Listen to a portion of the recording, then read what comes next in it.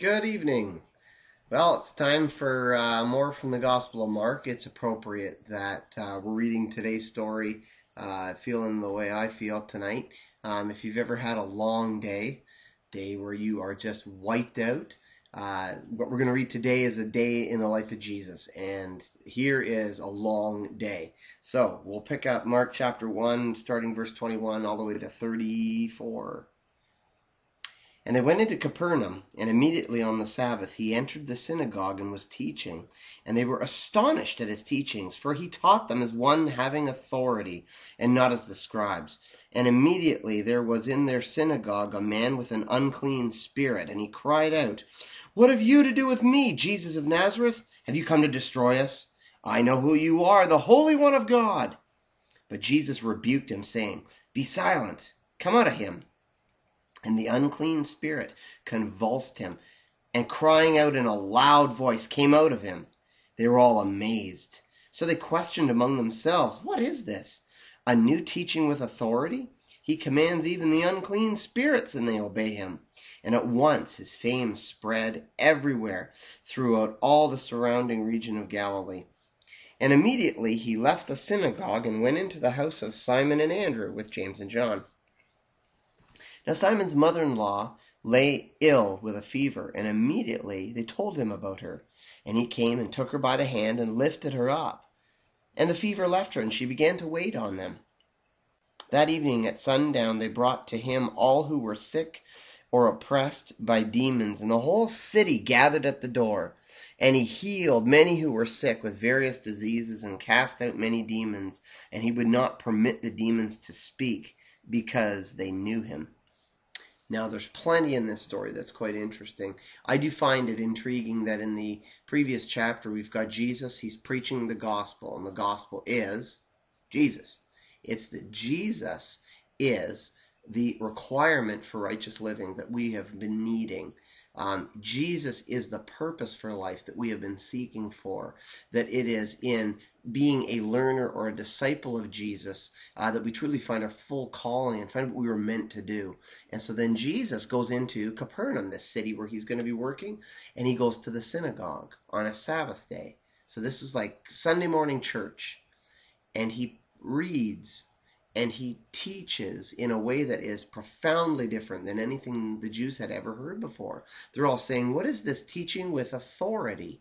And the idea behind that was that rabbis in that day and time would teach about what other rabbis had taught. And so you'd get Rabbi so-and-so would say, "Well, as the words of Rabbi Hillel say, and then as the words of Rabbi Gamaliel say," and they would kind of gain one after the other teachings about teachings.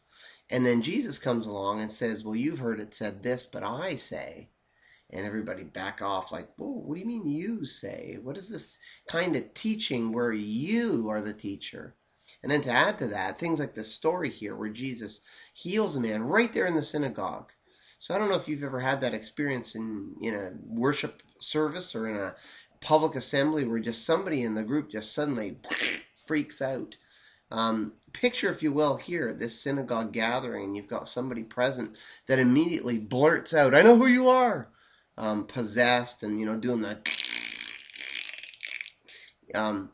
Guy freaks out, and he calls out Jesus. I find it funny when you read these stories that the only people that seem to get who Jesus is are the demons, and the people don't get it. So Jesus heals this man and then goes to Peter's house. And then Peter's mom is sick, and so he puts her right too. And then what's interesting is Jews of that day and time on the synagogue, you are not to work on the synagogue on the Sabbath day. So you are not to carry a load. You are not to travel a very great distance. You are not to do work. And so obviously everybody was a little concerned about, is healing work? Can I carry my sick brother-in-law? Can I do this or that? And so everybody seems to just sit at home wondering what to do. The Jewish thinking about when a day started and stopped is different than what we have today.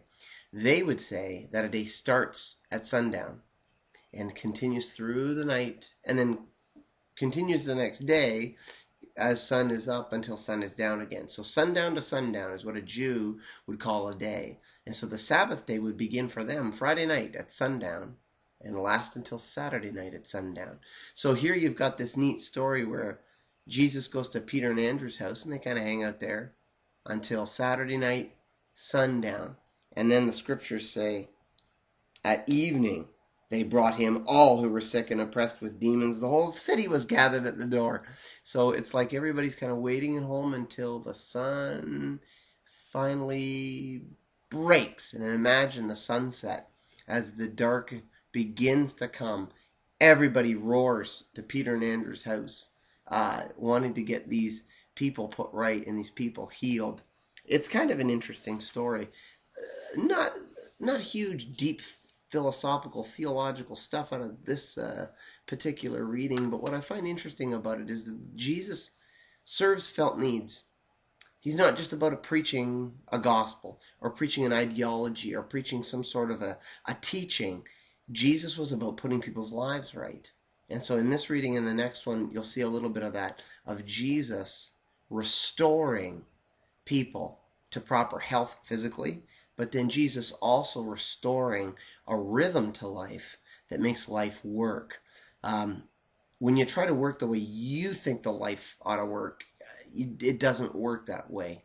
Jesus restores a rhythm to life that's sustainable. It's one that can be kept up and continued, not one that just you can run at until you finally collapse and fall apart. So this is a story of restoration, and we'll talk a bit more about that one at the next time.